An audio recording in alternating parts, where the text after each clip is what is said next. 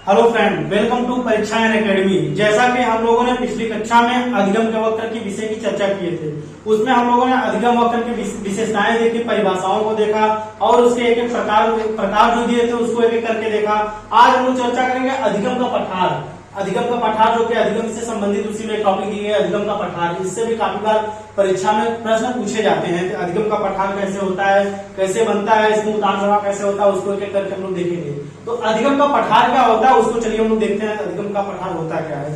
अधिगम मतलब क्या होता है, सीखना। पठार मतलब क्या होता है, रुकावट, अर्थात सीखने में जो रुकावट होती है उसे हम लोग क्या कहते हैं, अधिगम का पठार कहते हैं।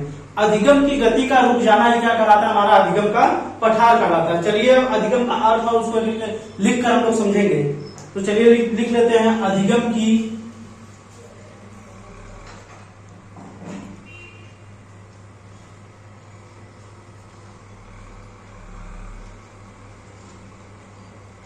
गति का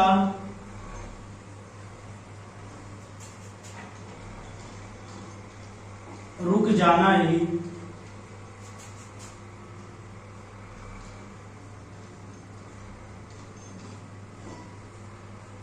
अधिगम की गति का रुक जाना ही अधिगम पठार कहलाता है।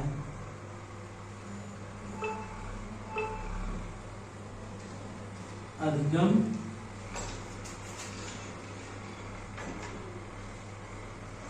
पठार कहलाता है।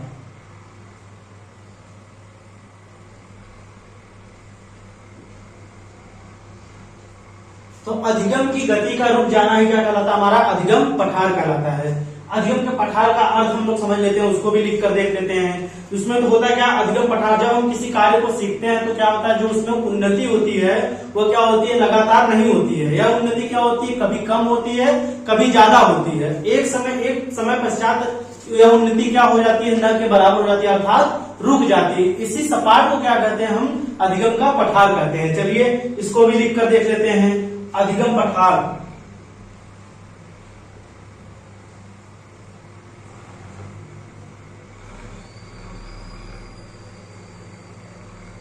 जब हम किसी कार्य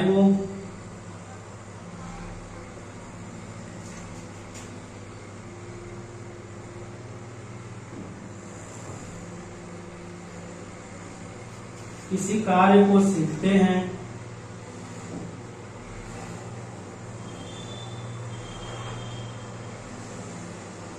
जब हम किसी कार्य को सीखते हैं तो हम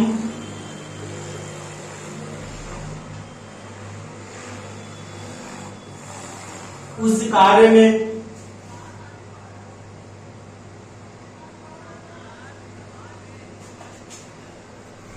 लगातार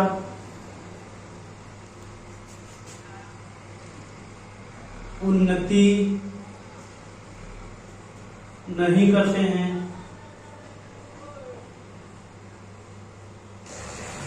लगातार उन्नति नहीं करते हैं, यह उन्नति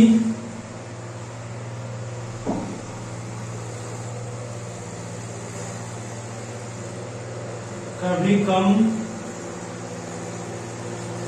तो कभी ज्यादा होती है।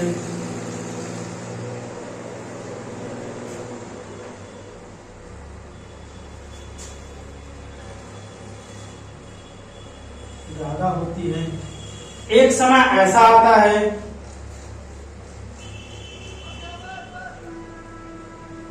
उस समय पश्चात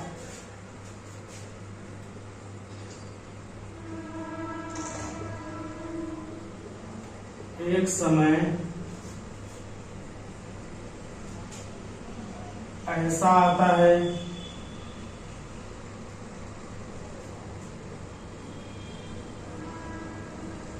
जिसमें उन्नति हमारी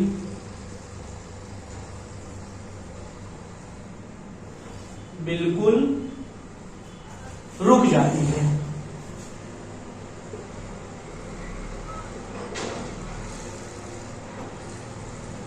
उन्नति हमारी क्या होती है, रुक जाती है। इस सपाट को ही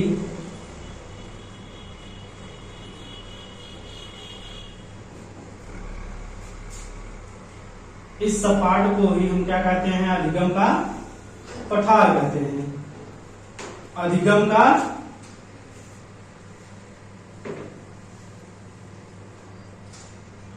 पठार कहते हैं।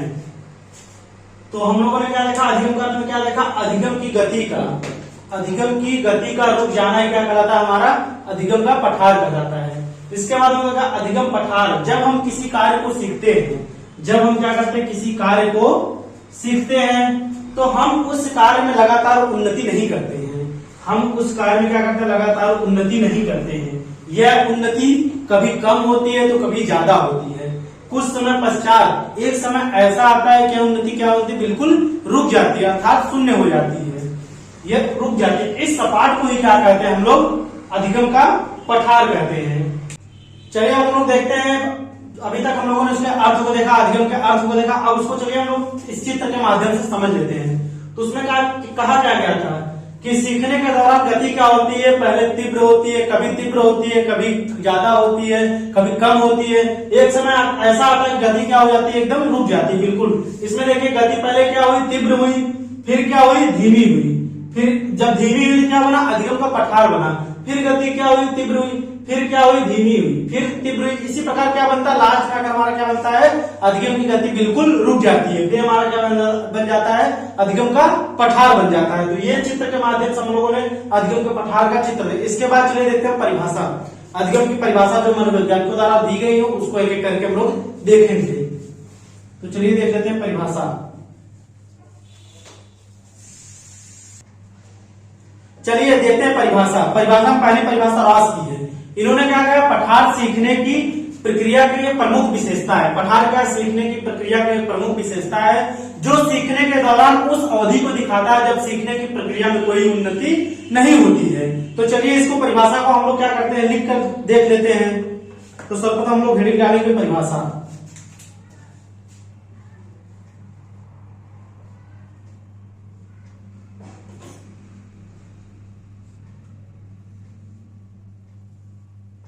परिभाषा जिसमें हमारी पहली परिभाषा रहेगी रॉस की।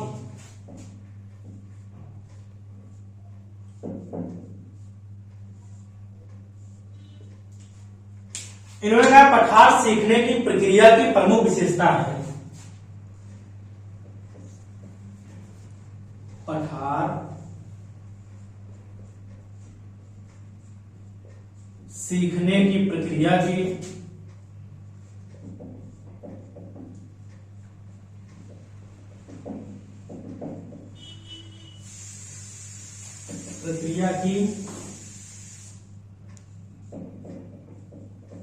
प्रमुख विशेषता है।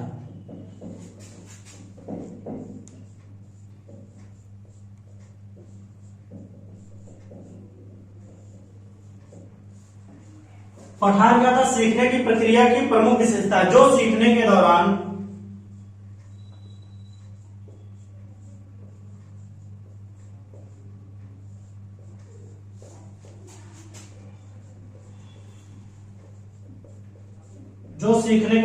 उस अवधि को दिखाता है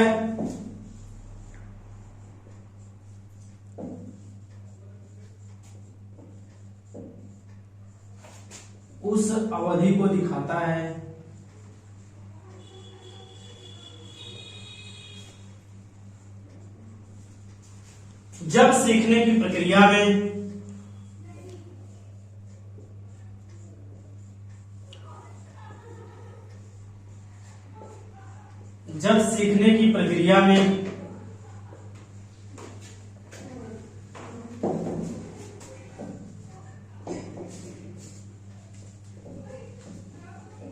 कोई उन्नति नहीं होती है,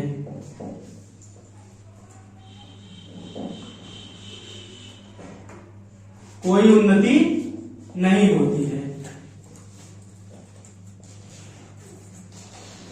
इन्होंने क्या कहा, पठार क्या होता है हमारा सीखने की प्रक्रिया की। सीखने की प्रक्रिया क्या है, प्रमुख विशेषता है जो सीखने के दौरान उस अवधि को दिखाता है, उस अवधि या उस समय को दिखाता है जब सीखने की प्रक्रिया में क्या होती है, कोई उन्नति नहीं होती है। ये किसने कहा है, ये कहा है रॉस ने। इसके बाद हम लोग परिभाषा देंगे स्किनर की। इन्होंने कहा है पठार क्षैतिज प्रसार है जिससे सीखने की क्रिया का प्रत्यक्ष बोध नहीं होता है। पठार क्या होता है? क्षैतिज प्रसार है जिससे सीखने की प्रक्रिया का प्रत्यक्ष बोध नहीं होता है। चलिए उसको लिखकर हम लोग देख लेते हैं, स्किनर की परिभाषा देख लेते हैं।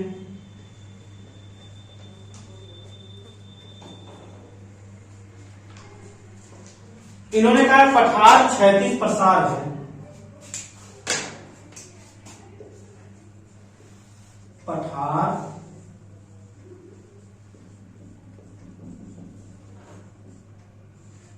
क्षैतिज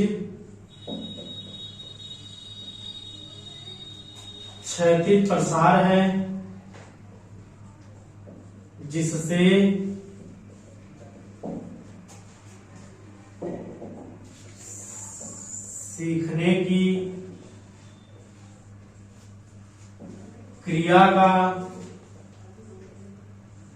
जिससे सीखने की क्रिया का प्रत्यक्ष बोध नहीं होता है।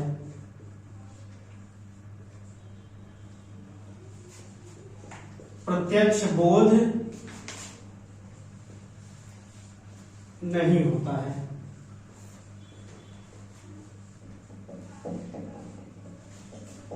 इन्होंने क्या कहा है कि पठार क्या है? क्षैतिज प्रसार है जिससे सीखने की क्रिया का क्या होता है? प्रत्यक्ष बोध नहीं होता है।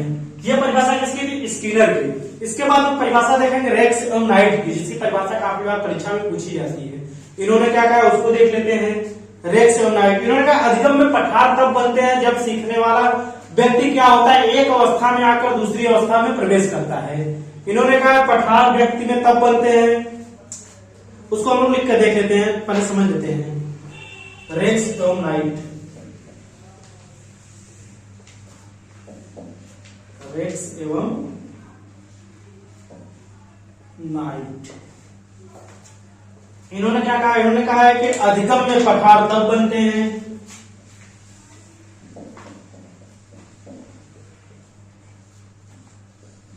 अधिगम में पठार तब बनते हैं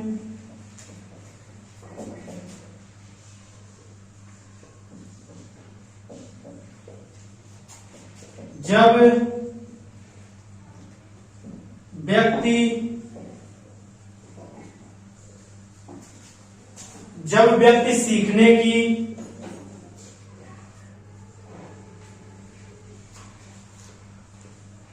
एक अवस्था में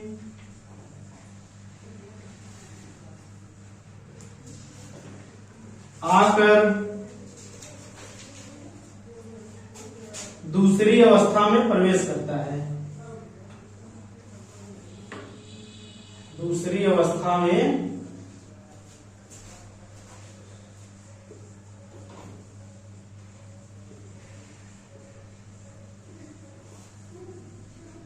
प्रवेश करता है।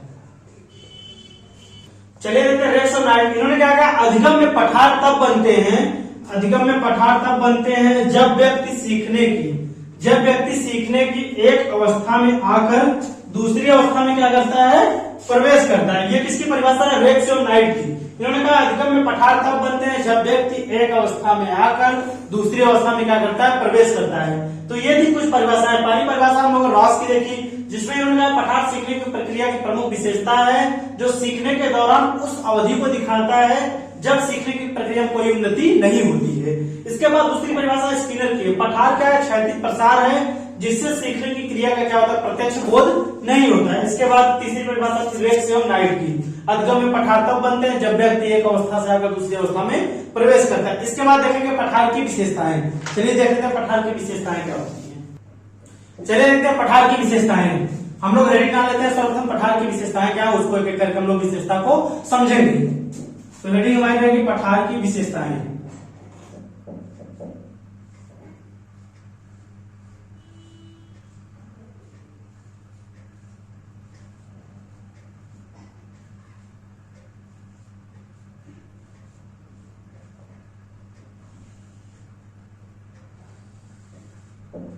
पठार की विशेषताएं, जिसमें हमारी पहली विशेषता है पठार बनना क्या होता है? पठार बनना एक सामान्य प्रक्रिया है, इसे गलती या भूल नहीं माना जाना चाहिए। इसको लिख लेते हैं हम लोग। जो पहली विशेषता हमारी दी गई है, पठार बनना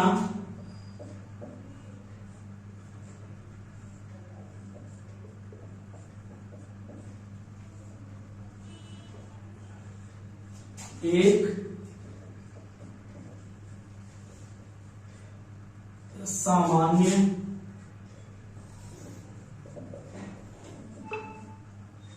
प्रक्रिया है, अतः इसे गलती या भूल नहीं माना जाना चाहिए। इसे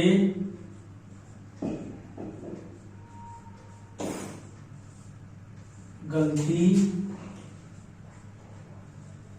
या भूल नहीं माना जाना चाहिए। पठार क्या, पठार बनना एक सामान्य प्रक्रिया है। पठार मतलब क्या होता है, सामान्य रूप से बनता है। इसे क्या कहते हैं, गलती, मतलब गलती जो होती है, गलती या भूल से इसको नहीं माना या जोड़ा जाना चाहिए। दूसरी विशेषता हमारी दी है, पठार सभी बनाते हैं। पठार क्या होता है, सभी बनाते हैं, अतः यह एक सार्वभौमिक प्रक्रिया है। उसको लिख लेते हैं, पठार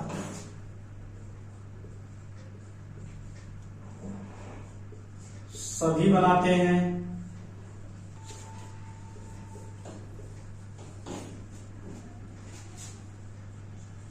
अतः यह एक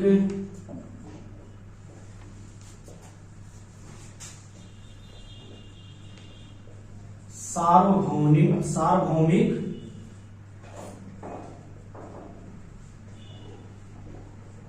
प्रक्रिया है। पठार क्या होता है, पठार सभी बनाते हैं, कोई भी हो क्या करता है, पठार बनाता है। पठार क्या होता है, सभी बनाते हैं, अतः क्या होता है, सार्वभौमिक। सार्वभौमिक मतलब सभी में यह प्रक्रिया पाई जाती है। तो पठार क्या होता है, पठार सभी बनाते हैं, अतः एक सार्वभौमिक प्रक्रिया है। इसके बाद पठार अलग से नहीं बनता, यह क्या होता है, अधिगम वक्र का एक हिस्सा होता है। उसको लिख लेते हैं, पठार हमारा क्या होता है, अलग से नहीं बनता है। पठार अलग से नहीं बनता है, यह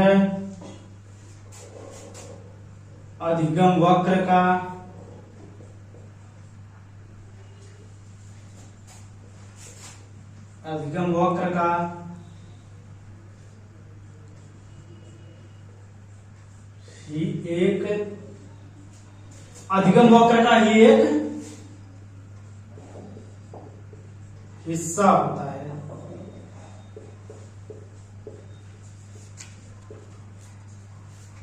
पठार क्या होता है, पठार अलग से कहीं से नहीं बनता है। यह क्या होता है, अधिगम, जो हम लोग अधिगम वक्र इसके पहले जो पढ़े थे, अधिगम वक्र का हमारे क्या होता है, एक हिस्सा होता है। तो पठार अलग से नहीं बनता है, अतः क्या होता है, हमारे अधिगम वक्र का एक हिस्सा होता है। और इसके बाद कोई भी पठार क्या होता है, हमेशा के लिए कोई पठार नहीं बनता है। कोई भी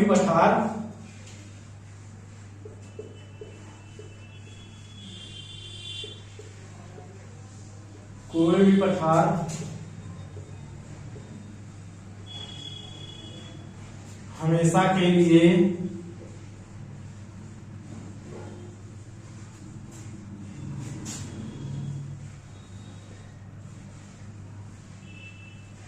नहीं बनता है। कोई भी पठार जो होता है क्या होता है, हमारा हमेशा के लिए नहीं बनता है। जो कुछ भी होता है, कोई भी पठार क्या होता है, हमारा हमेशा के लिए बनता है। जैसे कुछ भी होता है उसमें क्या होता है, कभी तीव्र होता है, कभी मंद गति से होता है। तो जो पठार हमारा बनता है वो एकाएक हमेशा नहीं बनता है। इसके बाद पठार अधिगम में आई रुकावट को दिखाता है, न कि समाप्ति को दिखाता है। पठार जो हमारा होता है, पठार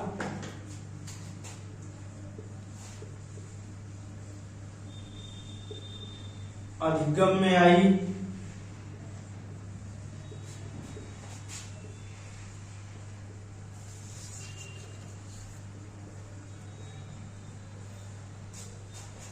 रुकावट को दिखाता है,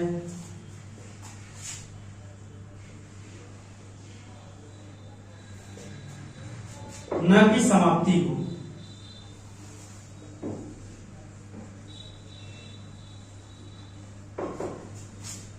इसका मतलब पठार अधिगम में क्या होता है, रुकावट को दिखाता है, न कि समाप्ति को। पठार क्या होता है, अधिगम में रुकावट को दिखाता है, न कि समाप्ति को। हम लोगों ने देखा पठार की विशेषताएं, तो कुछ पठार की विशेषताएं हम लोग एक एक करके देखा। पठार बनना एक सामान्य प्रक्रिया है, इसे गलती या भूल नहीं माना जाना चाहिए। दूसरी विशेषता हम लोग पठार सभी बनाते हैं, अतः क्या होती है, एक सार्वभौमिक प्रक्रिया है। तीसरी विशेषता थी पठार अलग से नहीं बनता है, यह अधिगम वक्र का हमारा एक हिस्सा होता है। इसके बाद कोई पठार क्या होता है, हमेशा के लिए नहीं बनता है। फिर अगली विशेषता हम लोगों ने देखी, पठार अधिगम में रुकावट को दिखाता है, न कि समाप्ति को। इसके बाद हम लोग देखेंगे अधिगम में पठार को दूर करने के उपाय को देख लेते हैं, क्या क्या होता है उसको देख लेते हैं। चलिए देखते हैं अधिगम के पठार को दूर करने के उपाय। अधिगम का जो पठार बनता है उसको दूर कैसे किया जाता है, उसके उपाय जो जो दिए गए उसको एक एक करके हम लोग देखते हैं। जिसमें पहला माध्य है, थकावट आने पर हमको क्या करना चाहिए, पर्याप्त आराम करना चाहिए। जब कोई चीज सीखते सीखते हमको पढ़ते या कोई भी कार्य करते हुए जब हमको थकावट आती है, तो फिर उसके बाद हमको क्या करना चाहिए, पर्याप्त आराम करना चाहिए। इससे क्या करते हैं, पर्याप्त आराम करने के बाद हमको क्या करते हैं, पठार को दूर कर सकते हैं। दूसरा बात यह है, दुर्घटना या बीमारी के बाद, दुर्घटना या कोई बीमारी के बाद पुनः स्वस्थ होकर जब वापस आते हैं, उसके बाद भी क्या किया जाता है, पठार को हम लोग दूर कर सकते हैं। स्वस्थ होकर क्या करते हैं, पठार को दूर किया जा सकता है। तीसरा है, शिक्षण विधि को बदलकर। अगर हमारी शिक्षण विधि कार्य नहीं कर रही है तो हमें क्या करना चाहिए, दूसरी शिक्षण विधि का उपयोग करके भी, शिक्षण विधियों को बदलकर भी क्या कर सकते हैं, हम अधिगम के पठार को क्या कर सकते हैं, दूर कर सकते हैं। इसके बाद विषय वस्तु को रोचक बनाकर, विषय वस्तु को जैसे कोई विषय पढ़ने में मन नहीं लग रहा है तो क्या करना, उस विषय को क्या करना, रोचकतापूर्ण बनाना है। उस विषय वस्तु को रोचक पूर्ण बनाकर भी क्या कर सकते हैं, अधिगम के पठार को हम क्या कर सकते हैं, दूर कर सकते हैं। इसके बाद कक्षा में बेहतर या बाल केंद्रित शिक्षण सामग्री अपनाकर, कक्षा में बेहतर अच्छे से अच्छा या फिर बाल केंद्रित शिक्षण सामग्री अपनाकर भी क्या कर सकते हैं, हम अधिगम के पठार को दूर कर सकते हैं। इसके बाद यह विद्यार्थियों में जिज्ञासा पैदा करते हैं, विद्यार्थियों में जानने की इच्छा होती है, प्रबल इच्छा होती है, तो उनके अंदर क्या करना है, जिज्ञासा पैदा करना चाहिए। ज्यादा से ज्यादा उनको क्वेश्चन करना चाहिए, उनको बताना चाहिए, ज्यादा से ज्यादा उनको मतलब इस चीज के बताना चाहिए जो सीखने के प्रति क्या हो तो उत्सुक होते हैं। उससे भी क्या करता है, हम क्या करते हैं, विद्यार्थियों में जिज्ञासा पैदा करके भी अधिगम के पठार को हम दूर कर सकते हैं। ये क्या था, इसका उपाय है। तो अधिगम के पठार को दूर करने के उपाय को हम लोगों ने एक एक करके देखा।